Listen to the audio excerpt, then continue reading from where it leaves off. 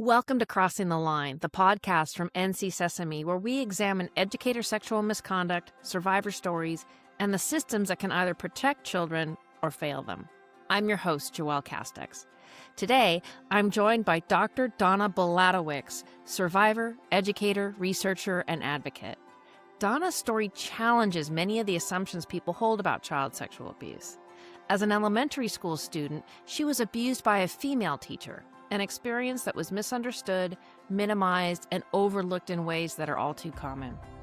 In this conversation, we'll explore Donna's personal journey, the unique dynamics of female-on-female abuse, why society often struggles to recognize female perpetrators, and what educators, parents, and policymakers need to understand if we're serious about protecting children. This is an important conversation and one that may challenge some long-held myths. So let's get started.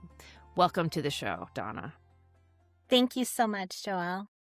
I'm so glad you're here. And, I really just wanted to dive right in because your story is so powerful and I think is one that is unheard by, many survivors. And I think it will really impact a lot of people. So can you tell us your story and how you got here? I grew up in Billings, Montana, in a poor neighborhood, and when I was in elementary school, in upper elementary school, my best friend moved away right before school started. She moved 300 miles away, and all of the teachers in upper elementary were new that year, including my teacher.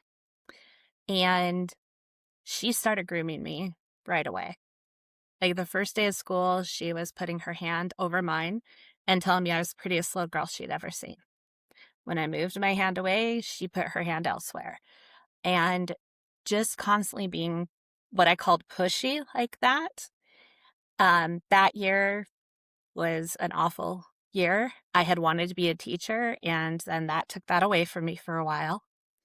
I told on her the following school year when it occurred to me that she could be doing that to someone else. Then another little girl could be harmed.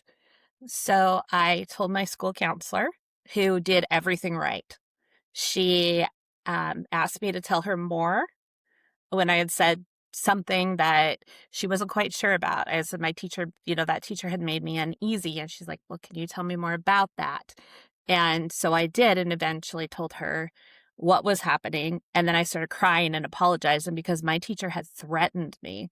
If I ever told, she said she would ruin my life. She said she would kill my dogs. She said my parents and other family would abandon me. Nobody would love me. Nobody would want me.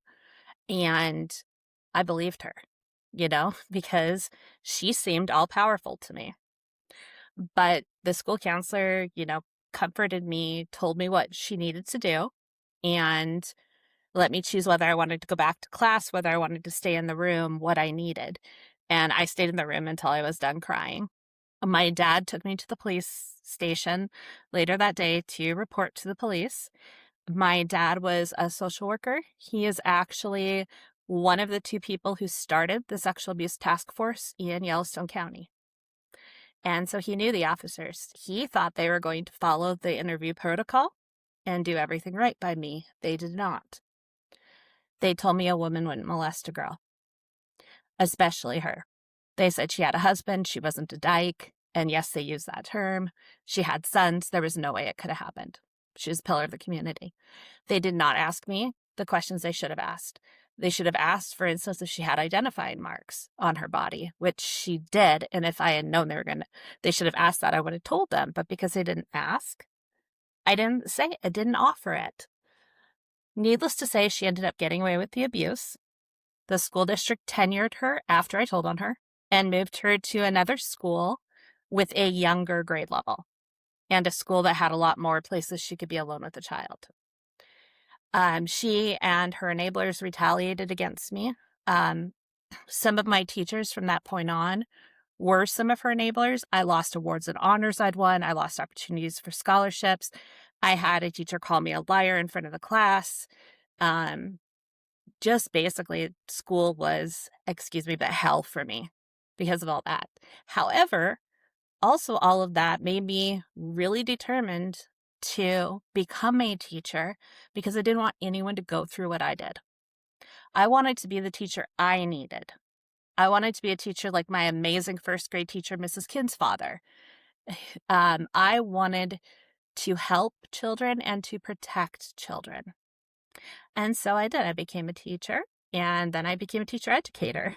So I'm going to go back a little bit and rewind because there's a lot to unpack there. So when you said upper elementary, what age are we talking about for you? How We're old were talking you? about 4th through 6th grade. I am not being specific because who she is not important to the story right now. She's dead. She's not hurting any more kids. So I try and not specify which grade, but that's upper elementary. But I think that what is important is that you were a little girl and she was an adult woman and it happened. And it wasn't. Yes. There's so many ways that people could try to minimize this. This is criminal activity that should have been pursued, and Yes. it wasn't. What years, like general decade time? I don't mean to age you, but late 80s, early 90s. Okay. So you said you went on to become a teacher educator, and Yes. and your research now focuses on this type of abuse and how pernicious and terrible it is. Can you tell us a little bit about that? For my research, first of all, when I started healing about 4 years ago, I started looking at research and going, okay, there's so many gaps. For example, I started looking at studies that were done about gender, how gender impacts the way people view sexual abuse, whether it's the gender of the abuser, whether it's the gender of the victim. And I noticed that in most of those studies, they didn't even mention in the delimitations or anything that women can abuse girls. Usually the study would focus on a man abusing a girl or a woman abusing a boy, and sometimes a man abusing a boy. But it's like it didn't even enter their head that a woman could abuse a girl. And that was most of the studies. So right now I am doing a meta-analysis of the different studies to point out the gaps there so that hopefully they start being filled. Because if there isn't research about something, then fewer people know about it, less is done about it, which leaves people like my abuser get away with it more easily. She got away with it because she was a woman who abused a girl. And I want that to stop. I don't want any other survivors feeling as alone as I did. I mean, I was a kid hunting frantically in the public library for any book that could tell me that I wasn't alone. And any book that I could find about sexual abuse told me the opposite. No one like me was included. And that is heartbreaking for a child who is already feeling alone because the police didn't believe her. And then some teachers chose not to. And I mean, my abuser passed around a paper every year that said that I was crazy, that I made up allegations, etc. I know because the paper was confiscated by, and I don't remember what her role was, if she was a dean, assistant principal, something. And she told my dad about that. And just to, hey, heads up, this is going on. And then my 12th grade English teacher, he confiscated the paper. And he told me that he told me that he had done that. He told me if anybody was treating me differently to let him know. And he would take care of it. I didn't trust him, though, because I didn't trust any teachers at that point. But I think that if some of them had really stopped to think, why would an adult go after a child this hard? Even if they're innocent, why would an adult go after a child this hard? It's to try to cover up what they had done. I'm astounded by that because it's like, she passed a paper on, but we're talking 6 years later, and even when you were a little kid, she was targeting you. I mean, she doth protest too much. That is so horrifically abusive in so many ways. I mean, I've talked to other survivors, and I've, in my own experience, I've found that this treatment afterwards sometimes is worse than the abuse.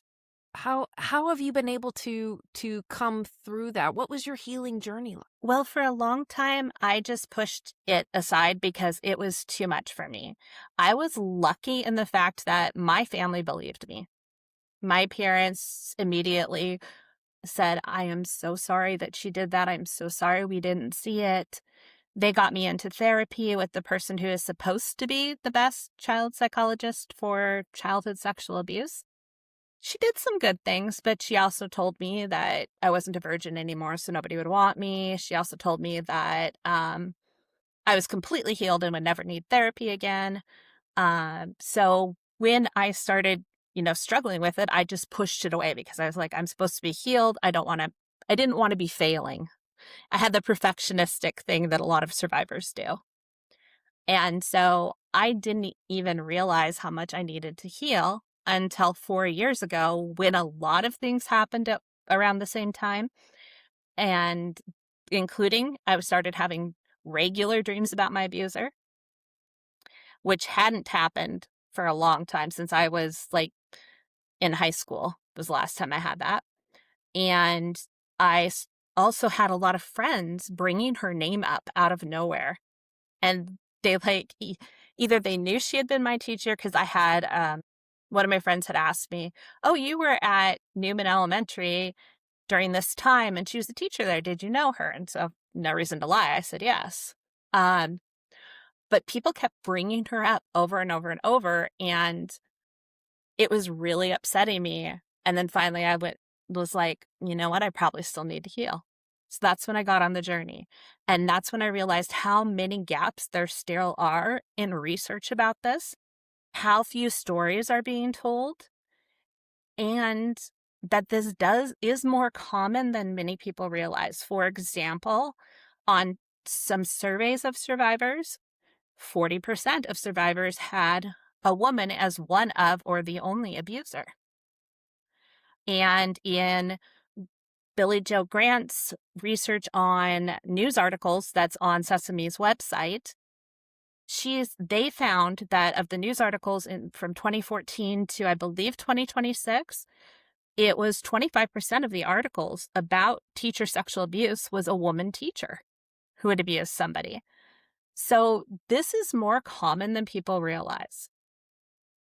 It's harder to come forward if you think it's never happened to anyone else. So when the teacher's name was coming up, was this because she was accused by other students, or because I'm thinking my 4th grade teacher or 5th grade teacher or 6th grade, her name doesn't come up. Their names don't come up. People were bringing her name up because of something that had happened that was similar to how my abuser died, and they had known her. And so that was one of the reasons. Another reason was because there was some stuff in the news about high-profile people in sexual abuse. And one of my friends said that false accusations can really harm people. And I agreed, yes, they do, but they're very rare. And he said that his friend, and named my abuser, had some little girls falsely accuse her of sexual abuse. And so she was eventually pushed out of the school district. And so, just things like that. And I pointed out that, first of all, children rarely lie about sexual abuse. The statistics on how many children lie include all the recantations, and kids recant because they're terrified, because they don't want to go to court, because someone's pressuring them, because they're afraid of what will happen to the abuser, because most kids know their abuser and care about their abuser. Love their abuser, yeah. Exactly. My abuser groomed me to love her. And so I pointed that out, and I also said if she taught for 11 years in the school district and she had multiple little girls accusing her of something, then it was likely she did it. As soon as she was pushed out of the district, she got hired at the local university to teach in the teacher prep program. And I didn't know that until later. But yeah, they hired her for that. So she taught in field experience courses. So she still was able to go into elementary schools to observe her students who were doing field experiences there. And there were still kids on campus. And so she still was allowed around children. But the thing that I found interesting is how many people who worked in that educator prep program heard that she had been kicked out because girls accused her of inappropriate behavior. And yet she still was teaching there. I'm flummoxed, but I'm not surprised because it's like this is one of like 8 cases I've talked about in the past 2 weeks about abusers who've just punted up to the university system because either the university system A doesn't care or B doesn't think it's a problem or C doesn't do the kind of checks or D doesn't find out until 2 years after they're tenured or all kinds of stuff. So I want to talk about female abusers for a minute. I come from the Catholic school tradition and clergy sexual abuse, and nun abusers were a big faction of the survivors movement. But we found that the survivors of nun abuse were super marginalized, not by the other survivors, but by, therapists and advocates and everything else. And they fell into the same trap that we hear all the time when it comes to female abusers with boys saying, oh, well, she broke you in, you were so lucky, hot for teacher, and all that crap. There is, in the nun survivor movement, there were women who were survivors who came forward and said they were survivors of physical abuse. But I don't recall, outside of the horrific abuse at many of the Indian schools, like in South Dakota, there being women who felt brave enough to come forward to say they were sexually abused by the nuns. Because, it was hard enough for the boys to be believed. And I think that, that's going to change, first of all, because many of these nuns have now died and things like that. So people feel safer coming forward. But when we look at female abusers and what are you seeing as the trends in the past, 8 or 10 years? Because I'm seeing a sea change, but you're the expert. I'm seeing a change. However, still too many times, if you look at, I know, never read the comments, but if you look at comments on articles about women abusers, if they've abused a boy, a lot of men are commenting, oh, he's so lucky. Oh, I wish this had happened to me. When no, he's not. Poor child was sexually abused. There's nothing lucky about that. And gross comments when there are other gross comments when it's a woman who abuses a girl. There are lots of comments about, oh, girl on girl action. Oh, how lucky this girl was. Oh, what could a woman really do anyway to a girl? Basically dismissing all of it. I've seen, even in just the past 4 years in my healing journey, I have seen some of that starting to change. I have seen a little bit more acknowledgement that women can and do abuse girls. For example, a recent study by Elizabeth Juglick, it focuses on survivors, women survivors who had been sexually abused by women when they were little. And was a lot more rare. It's now becoming, still lots of gaps, but it's now becoming a little more talked about, a little more recognized. But there are still places and people who totally ignore the fact that it's even possible for a woman to molest a girl. For instance, a book written for survivors mentions that men can abuse girls and boys and women can abuse boys. That's it. And other things where it's, for instance, I was looking at some resources on a very well-known website for survivors, and the only section about female abusers, it was just about them abusing boys. And I gave some resources to the person who did add them, thankfully. But then when she said that she had a podcast, and she said that she interviewed survivors of all types of abuse. So I was like, oh my gosh, I missed the one where you interviewed a woman who had been abused by a woman. She sent me a link to the resources that I provided her as evidence that she had that. She had not interviewed anyone, and I don't think it really occurred to her that she had left us out until I said something. And I'm finding that is rather common. However, most of the people where I've said, hey, I think you accidentally left this group of survivors out, they're like, oh my goodness, what can you help me fill that gap in? I didn't mean to do that.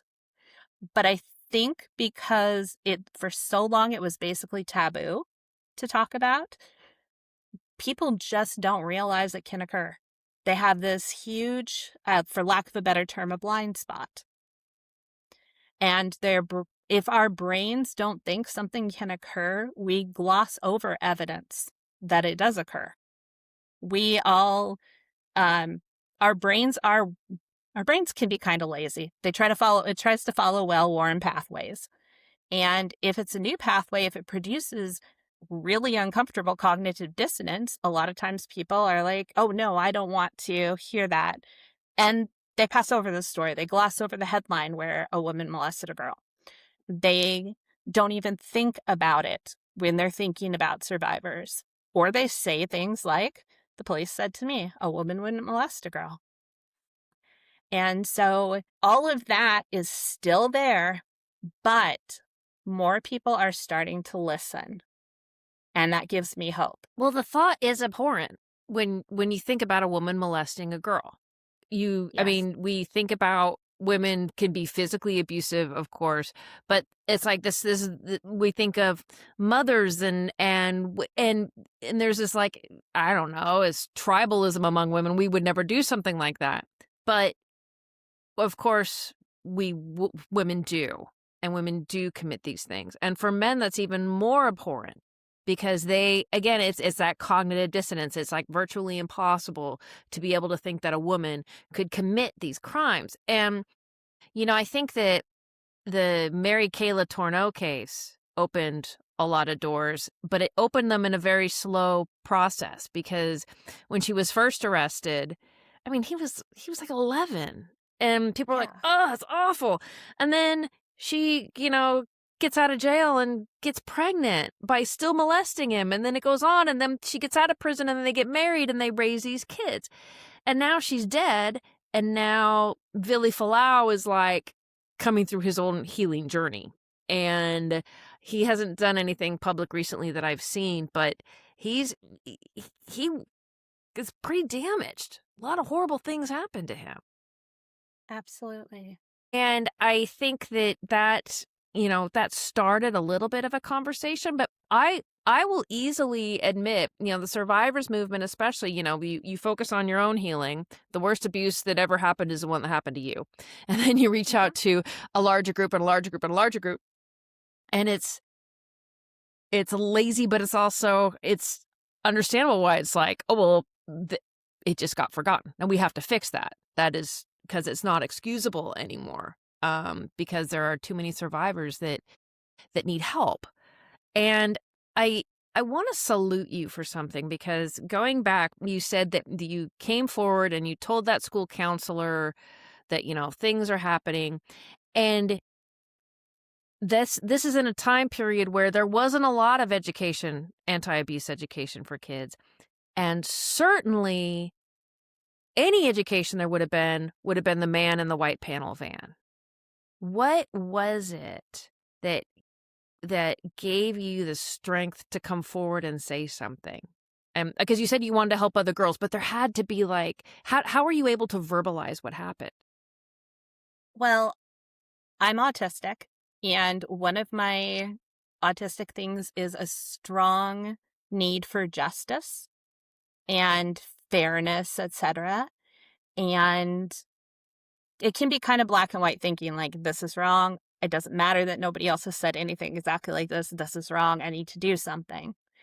And I've also had, since the time I was little, I've had a strong drive that if something bad happens to me, I don't want it to happen to anybody else. I don't want to pass that along. I don't want to stay quiet.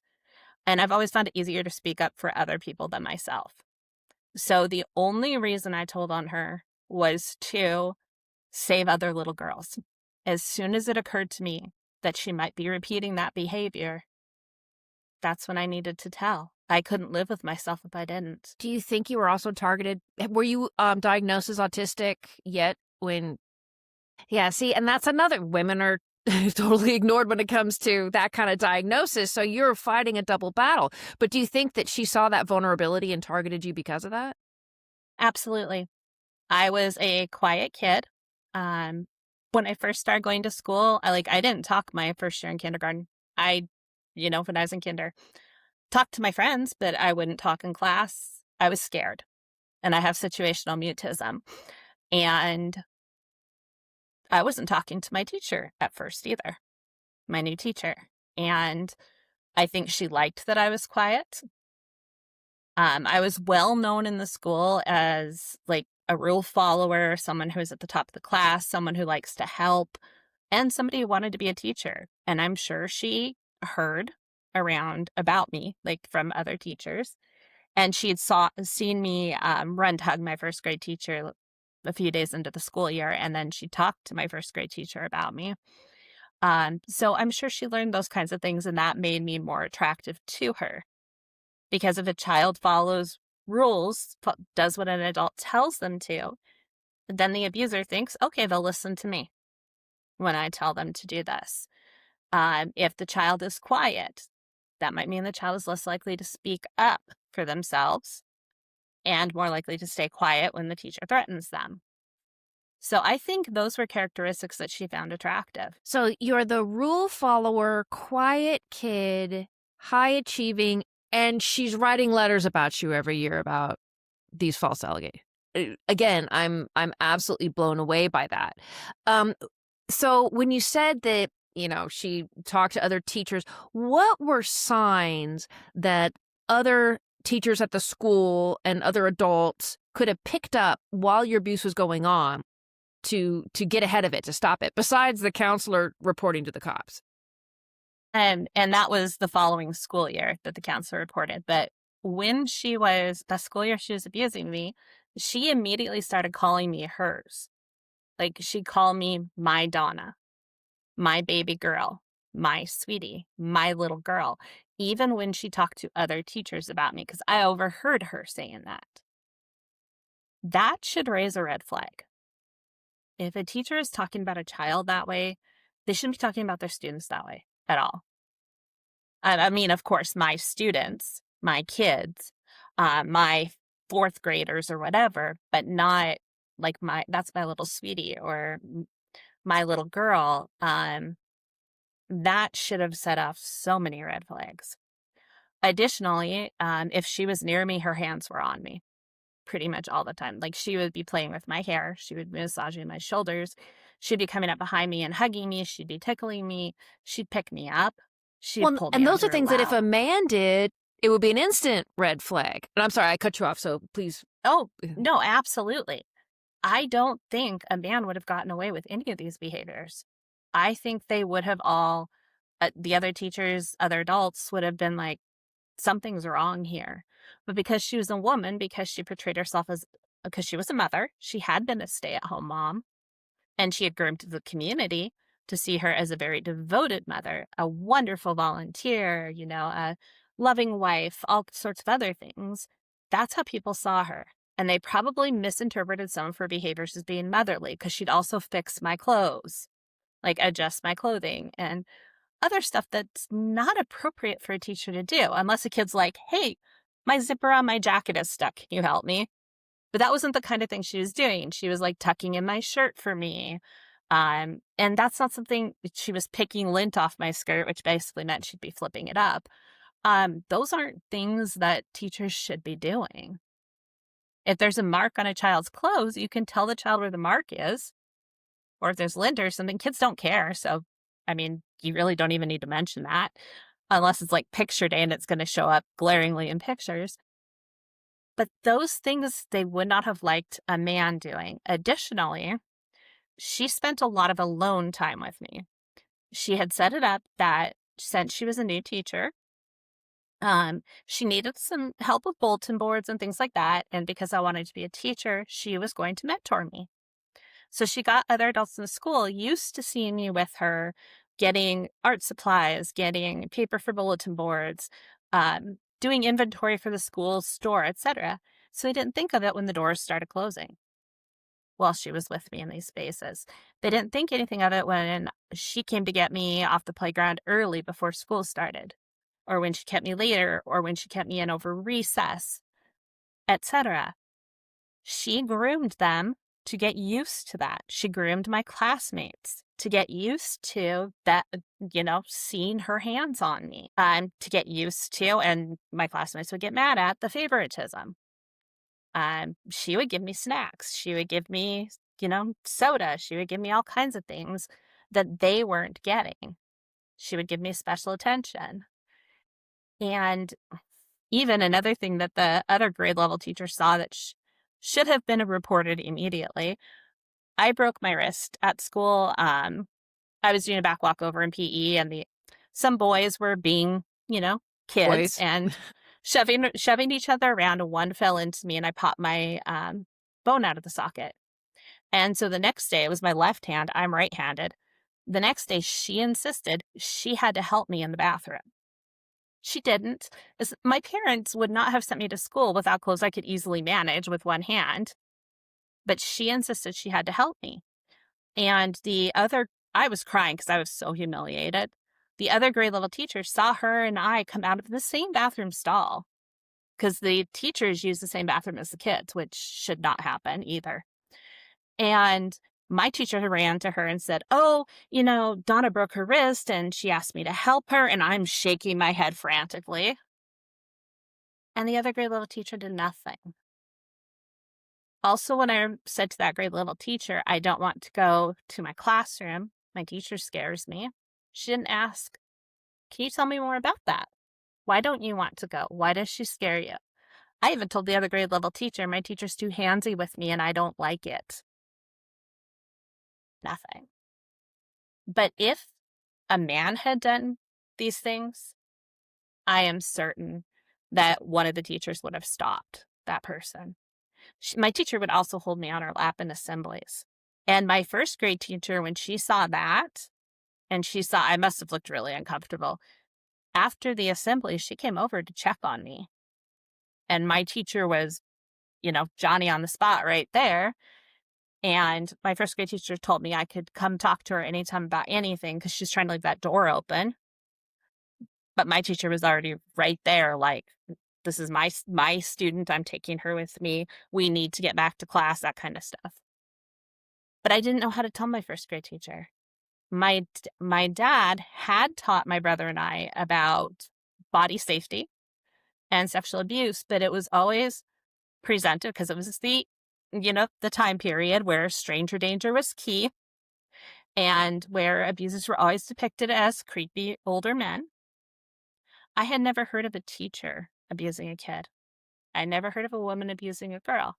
I did not understand what she was doing to me until she labeled it as sex. She And then I was labeled like, it as sex. yes, after she did a particular thing to me, she said now she understood why people enjoyed sex. That was the best sex she'd ever had. So then bulb went off in my head. Oh, she's sexually abusing me. Okay. But by then, I didn't know how to tell. I didn't have the language. I was terrified of her. I was terrified of her threats. She was physically abusive to me at times. So I did not put violence towards my dogs again past her. She also drove past my house a lot. She lived not that far away, but she'd have to go out of her way to come by my house on her way to or from school, or pretty much anywhere. But I caught her many times driving past my house. So I was pretty scared of her. Well, she created a web that you couldn't get out of. And then when you tried to, she smeared you for the next 6 years. And sued my family and me. She sued you? Mm-hmm. Oh, well, so what happened with that? She sued me. Was told that her lawyers were her family members, which is so unethical. And my parents countersued. And that dragged on for a while. I was told that judges, like certain judges, tossed out the lawsuit, so she refiled with a different judge. And then I ended up having to do an all-day deposition. I was not allowed to have my parents in there. I had my lawyer, and he 100% believed me. He was on my side. He was great. But that deposition was traumatizing because her lawyers were extremely cruel and wanted me to give what I felt like was pornographic detail about incidents of abuse. So I got frustrated and said, by that point, I knew the police should have asked me about her identifying marks. So I got frustrated and I was like, she's got a scar here, she's got this. And her lawyers, one of them just blew up and told me to stop, ordered that stricken from the record. And then the deposition wrapped up quickly thereafter. My lawyer told me that he was pretty sure that lawyer, since he knew her, he recognized that she did have those scars since he was a family member. And my lawyer said she's probably going to drop the suit. So it ended up in the paper before she could do that, saying that she had sued a student of hers. My name was not used. My initials were not used. And after that, she sent through her lawyer that she had dropped the lawsuit against them, my parents, and I, if we would drop our lawsuit against her and each pay their own lawyer's fees. My parents did not want to risk me having to go through court. They had seen how ruthless she was and were afraid that if they didn't take that, she would force me to go in court. I knew she was running scared. And I wanted to, and by that point I was just mad and I wanted to tell what she did. So I was like, I don't care if I go to court. But, I was a teenager at that point, and teenagers don't really understand what that's like. My parents made the best decision possible for me at the time, which was to accept that drop the lawsuit on both sides, pay lawyer fees. So you were a teenager when this deposition happened, and there's no way to even express how horrible those depositions are. I mean, I was not deposed in my own case. I was deposed in another case. It was still awful. What they do to survivors is criminal, I believe. It is absolutely criminal. And you were a minor at the time. And yes. The fact that, so did she sue you for defamation or? Yes. She said that I was telling everybody about it, but the thing was, she was the one passing around the paper about me.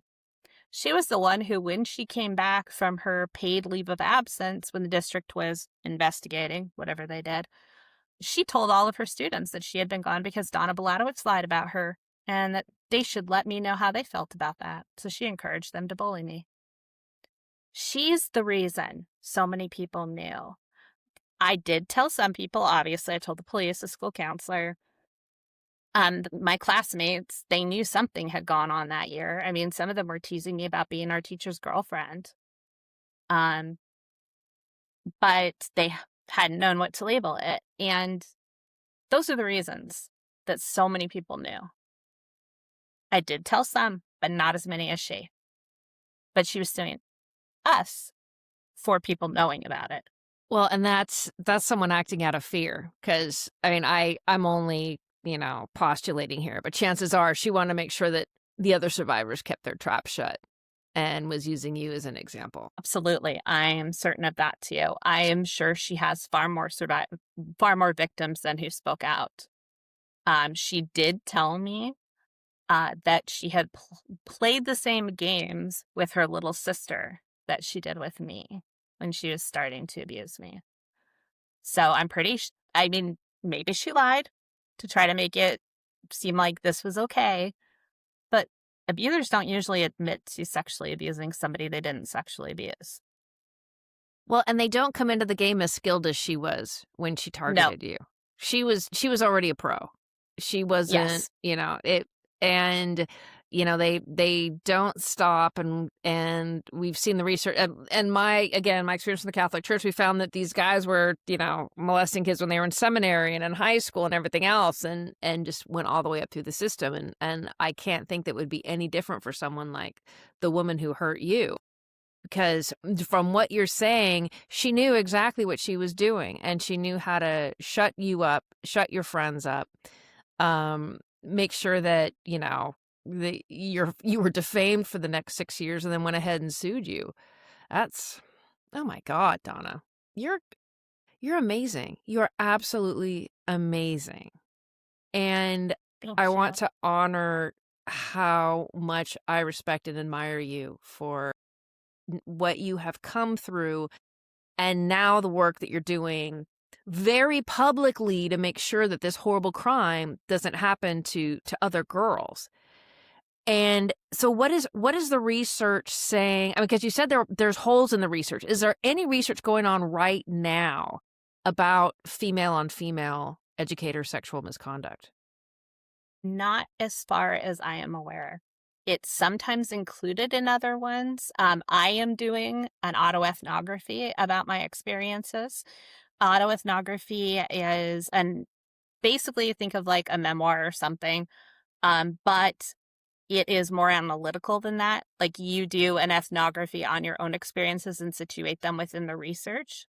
And autoethnography as a methodology came about to help try and fill in some gaps in research.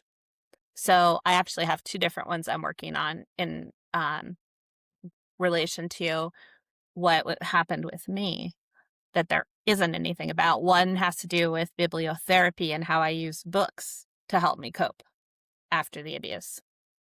There's nothing like that out there either. So tell me more about that. Okay, so there was a series of books that came out when my abuser was sexually abusing me. She got really mad that I was reading them when she found out what they were about. They were about a girl who, a seventh grade girl, so older than I was, but she was being emotionally and psychologically abused by a principal and his wife. And the woman was far more abusive, vindictive, etc., than the man. And that was what my teacher was like that. I read into that series at the time. I thought that the woman teacher was sexually abusing the main character. And it just didn't explicitly say that, which it wouldn't have in books back then. So what I'm doing now is I did a whole series of interview questions that I answered for myself like I would if I was doing this research on other people. And now I am rereading the books, taking extensive notes on my experiences and thoughts, etc., rereading them as an adult. And then I'm going to write the autoethnography about how bibliotherapy helped me cope with looking at the other literature about bibliotherapy, about abusers, about whatever comes up. It's not really like you start off with your own theory, but so you're kind of trying, but you're open to what emerges from it. It's more of an iterative process than like if you're doing quantitative research where there's like this strict methodology and all that. It's more open-ended, etc. But autoethnographies are becoming more well-known and more done lately. So I'm pretty sure I can get these published, and I have ideas of which journals to try to get them published into. That's amazing, because you're able to do something that so many survivors can't, because you are an educator and a researcher and a teacher educator. You can go so much deeper and so much more analytical in a way that people with letters behind their names understand and appreciate. And because, I can jump up and down in the mountaintops and they're like, Joelle, where's the research? I'm like, they're working on it. Whereas for you, you're making that research. What needs to happen, do you think, to really get the ball rolling for people to learn more about and to get more research going on female and female educator sexual misconduct? There needs to be more awareness of the gaps in the literature and the fact that this occurs at all. Because as I said, it's often left out of delimitations when studies don't include it, like it didn't even occur to the researchers that this happens. And I'm talking studies published in 2024, 2022, 2025. So very recently published studies that don't even acknowledge that it's possible for women to molest girls when they include other other genders. So that's one big thing. I think having some research out there will spark ideas with others, which is why I've got them, as I've talked about earlier, the meta-analysis, and I'm going to do a different type of meta-analysis after I'm done with that, to point out gaps in research. And then with my 2 autoethnographies, getting those out there and showing the need for research will spark ideas with other researchers. It would be like, for instance, my meta-analysis would be great for somebody who's going for a PhD, like say in social work or psychology or something, to look at and be like, okay, here are some gaps that I can do my dissertation on. Because you try to look for, your dissertation should be creating new knowledge for your field. So it should be filling in a gap. So that would help people know what research to do. It might get more funding because then they could say, hey, this study shows that there is a need for this research, so I'm applying for this grant to conduct this research, etc. You hearing from more survivors from women abusers? Yes. Posting my story on, well, just a short version of my story on like some social media survivor groups would all, like, pretty much, I think actually every time, but I could be wrong on that. Every time I did that, I would get somebody saying, hey, I was molested by a woman when I was a little girl. I didn't know this happened to others. Or, hey, we've got this in common, you know? Or somebody, usually people are pretty excited, just like I am, when we find that, hey, there's somebody else like me. For so long, I felt alone with this. So are there any groups right now, survivors groups out there for like particularly female survivors of female educators or anything like that? Or are you going to be starting one? I haven't been able to find one. Huh. Maybe that's something we can And that work doesn't on. mean they don't exist. It's just I have not been able to find one. Yeah. So what do you tell parents? Because I do a lot of prevention education. We talk about, your body safety bubble and people don't enter your bubble without permission and blah, blah, blah, blah, blah.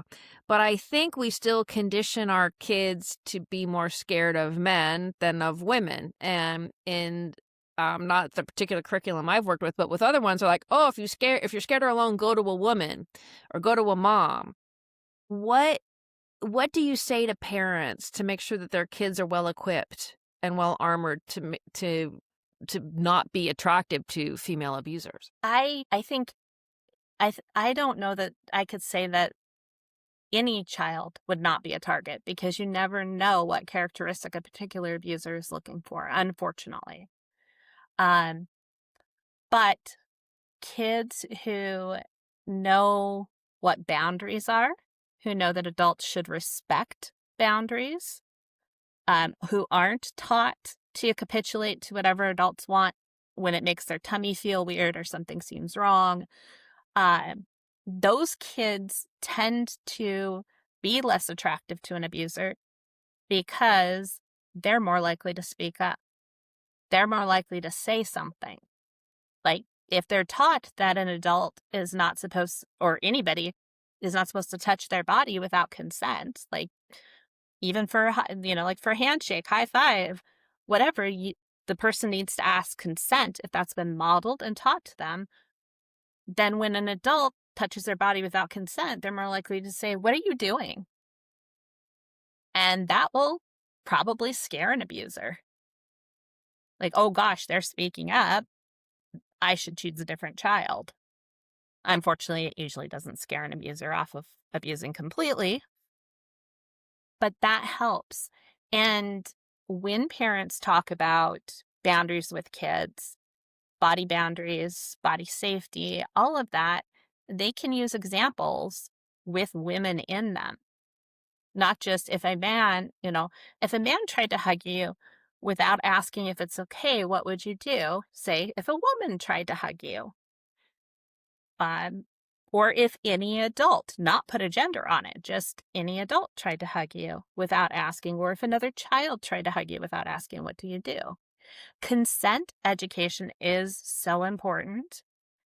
And adults need to be careful with their parents need to be careful, and guardians with their own children, that they're not saying one thing and modeling another, because kids will do what you do, not what you say so much of the time.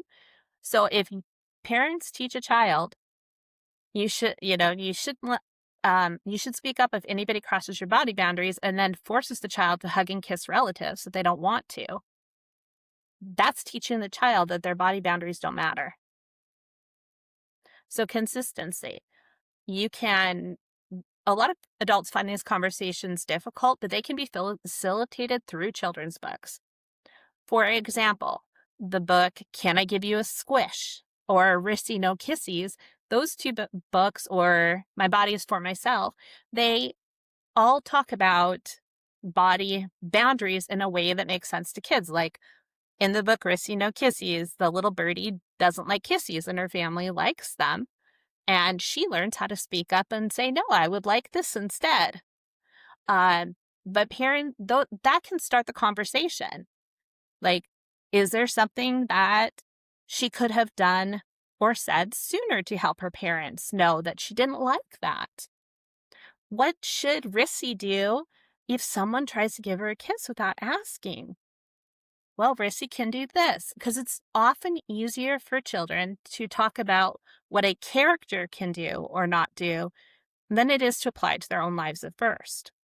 And then with further readings of the book and further discussions, well, if you were Rissy, what would you do? If this happens to you, what can you do?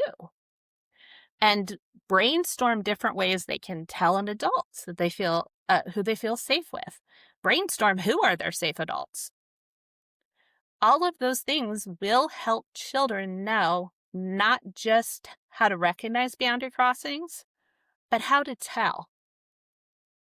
And that is something I didn't have the words for. I thought I was being clearer than I was. I told my parents my teacher was too pushy. To me, I was telling them she keeps pushing past my body boundaries, because that's what I meant. And as a kid, that was what I thought they understood. They didn't understand that. They thought that she was trying to get me to talk when I wasn't ready, which makes sense because I wasn't talking. So asking questions when your kids say something that you're not quite sure the meaning of, just think of 3 words, tell me more. It doesn't have to be said like that, but, well, what do you mean she's too pushy? And then maybe I would have been able to say, and maybe I wouldn't have, when she touched my hand, I pulled away, and then she touched my cheek. And I don't like that. Or it could be like if your child says, I don't want to go to school today, it could be because there's bullying. It could be because they didn't study for a test, or they're worried about something else, but it also could be that their teacher is hurting them. And if you ask those questions, tell me more about this. Why do you feel this way? What's an example of this? They will be able to tell you more, hopefully. So asking those questions, and always, as to the best of your ability, showing interest in your child. Like when they're talking to you, when they're telling you something that's important to them, put down the phone. Don't scroll. Put down the phone, eyes on your child, or whatever they find comfortable. If they are telling you about something, it's a big deal to them, even if it doesn't seem like a big deal to you.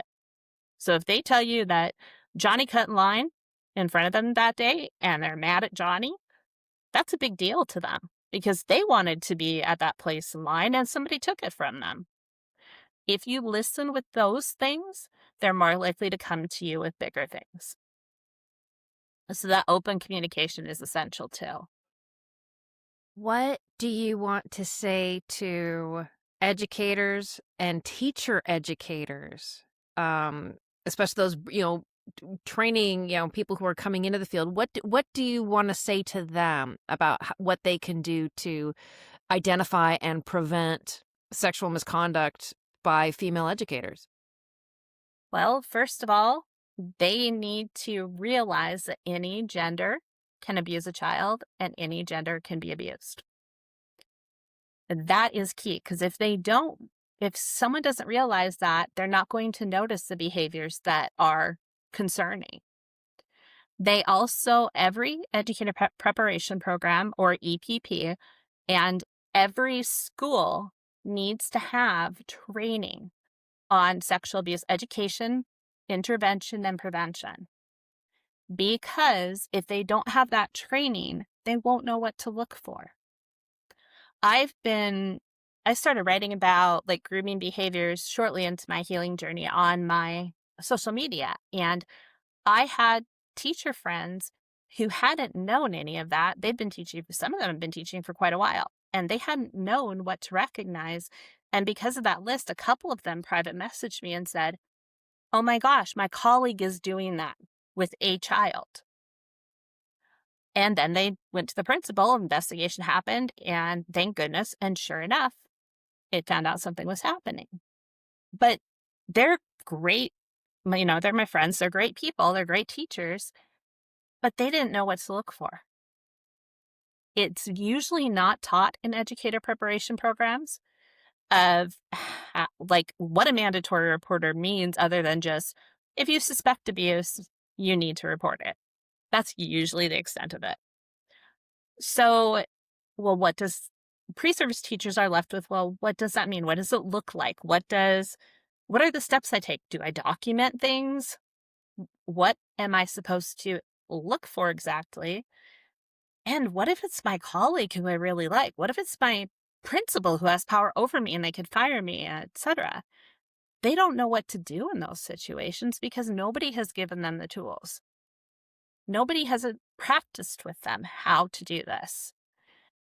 In my opinion, within any sexual abuse training, and I have created and given my own for pre-service teachers and current teachers, administrators, school counselors, etc., there needs to be practice. So here's a scenario. What do you notice in this scenario? And what are ways you could intervene? And give them time to practice it, like in small groups or something, and then talk about it as a group. Make sure the scenarios include women harming boys, harming girls. Make sure the scenarios include victims of all genders and abusers of all genders, so that they start internalizing that you can't just tell from looking at any person whether or not they can, will, or have sexually abused a child. Many teachers who are abusers are popular. They're gregarious. They have good teaching skills. They make sure they stand out in their field. They're the ones who are there late. They get Teacher of the Year. They get all these awards. They get all this recognition. They make sure they get in the paper for things because that helps them get away with it. Now, most teachers are not going to harm children, but any child harmed is one child too many. All children deserve to have safe schools, and every adult in that school needs to take steps to keep them safer. Have lines of sight in your classroom open. I know that teachers love to have, because it's a teacher, I know that we love to have like little corners, like a reading nook, etc. But build that space with a low bookshelf that anybody can see over.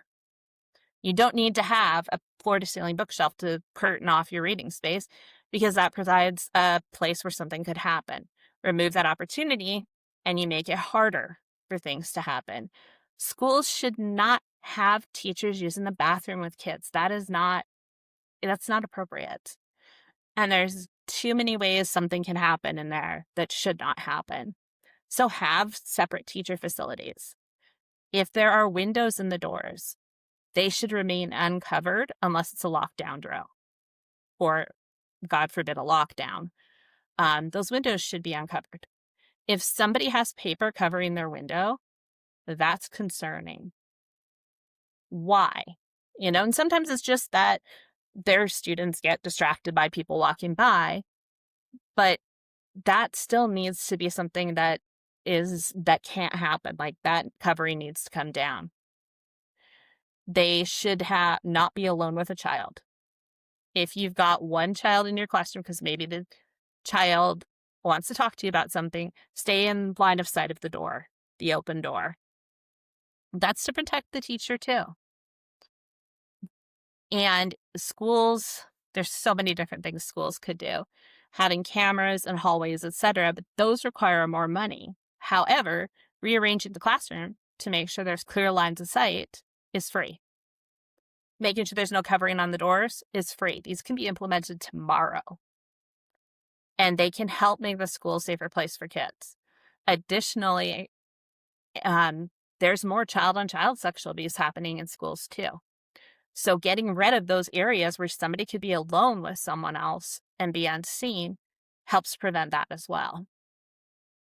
Having body safety lessons for kids that are spiraling and build on each year.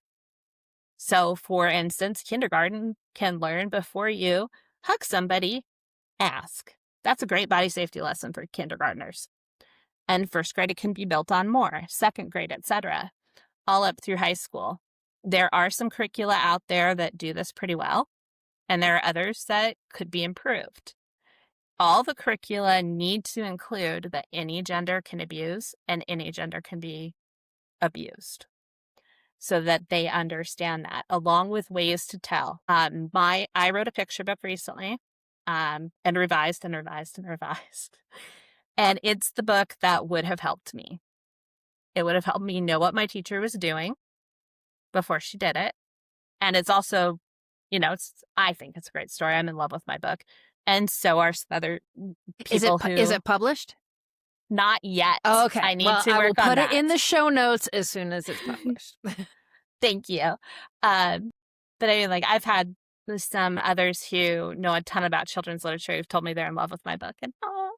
And it's a book of my heart, but it teaches in a non-didactic way.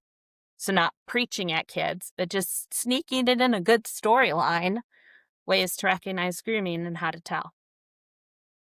And also teaches kids that they have power and that they have allies, and there are people who care about them and will listen to them. I know this is a gap in children's books. I know of one other kid's book that teaches about grooming in a storyline, and that is Diane Tarantini's book, The Brave Knight. That's for older kids than my book is. So hers helps fill in a gap, and mine helps fill in a gap. Also, there's a middle grades book that I'm really excited about that just was published last month called Listen to the Girls by Crystal D. Giles. Her book is the only middle grades book I have read or heard of that includes teacher sexual harassment. The main character, Callette, is having a last day of school that's very different than what she thought when her favorite teacher is gone in the middle of the day. And she and her classmates find out that some girls at his other school have accused him of sexual harassment. And they hear a lot of people denigrating the girls, putting them down. So Cal and her friends try to remind people they need to listen to the girls. And as they are learning more about this, one of that group of friends realizes that some things happened to them. So it's an incredibly powerful book. It teaches kids how to recognize educator sexual abuse, the fact that this even happens, which is usually not a conversation, and it tells them how to tell. I'm so excited about this book. I wrote the author.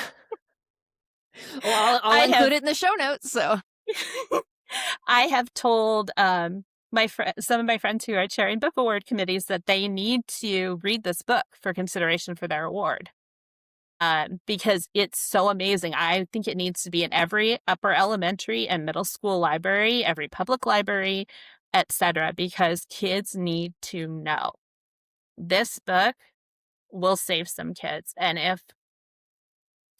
sorry, I'm getting emotional. If I had this book, I could have handed it to my parents or to someone else and say, this is happening to me. It will save kids. And that author is now one of my favorite people because she saw a need and she is filling that gap and she is saving kids. So, and a couple years ago, I drafted a middle grades book about educator sexual abuse, and I am going to be revising that and hopefully publishing that as well because these gaps need to be filled. So we've covered a lot in the past hour. Is there anything that I'm missing? Is there something that the listeners really need to know? I think more people need to know to trust their instincts.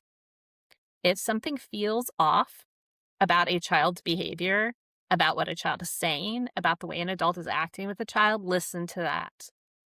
Because that is something that I hear from teachers once they learn, for instance, about the grooming signs, about possible signs of sexual abuse. I had a bad feeling about that, but I didn't know what it was. I didn't know what to do.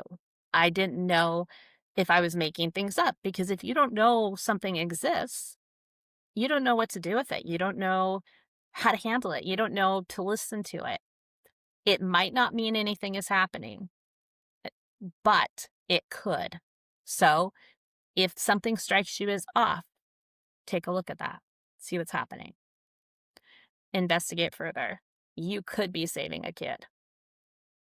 So if people want to get in contact with you, there's of course the NC Sesame site, and it's my hope that female survivors of female educator abuse are going to come to you and you're going to get all these people for your research work. What's the best way to get in contact with you? My email, which is donnabulatowicz@gmail.com. Spell Bulatowicz for everyone. It's DONNA, B as in boy, ULA, T as in Thomas, OWIC as in cat, Z as in zebra @gmail.com. Great. Yeah. And I encourage anyone who has questions or concerns or just wants to learn more about Donna's research, which is so important. And your autoethnographies sound absolutely fascinating. And I can't wait to see those when they're done. Donna, you are an amazing woman and an amazing educator and an amazing researcher. And what you have done with the challenges you have faced is going to save a lot of kids. And I want to say thank you for that. The gift that you are giving back in the world is just absolutely astounding. And you are making a real difference. Thank you. Thank you so much for having me on. It was my pleasure. This was my interview with Donna Bulatowicz. And if you enjoyed this interview or enjoyed other conversations we've had, feel free to give us a 5-star rating on Apple Podcasts or anywhere that you stream your content. On behalf of NC Sesame, I want to thank you so much for listening, and we will see you next time.